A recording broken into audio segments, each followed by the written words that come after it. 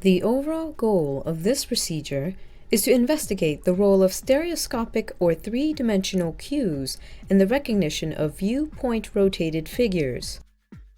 This is accomplished by first simulating the appearance of a shape or an object that has undergone a rotation in depth. A rotation in depth is akin to a change in viewpoint.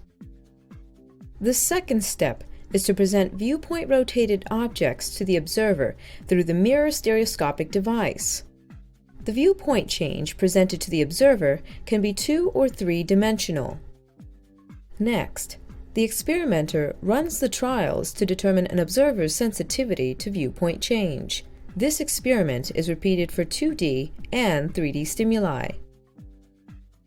The final step is to analyze the behavioral data in order to determine the observer's sensitivity to viewpoint change and how this sensitivity is affected by the presence or absence of stereoscopic cues.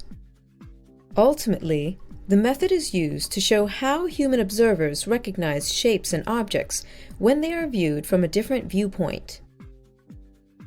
This method can be used to help answer key questions in the field of vision science, such as which stages of cortical processing incorporate stereoscopic information in their representation.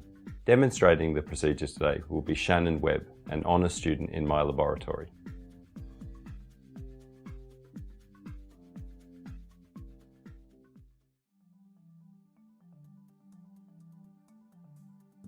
Prior to the experiment, perform a pre-screening to assure the subject's eligibility for the study.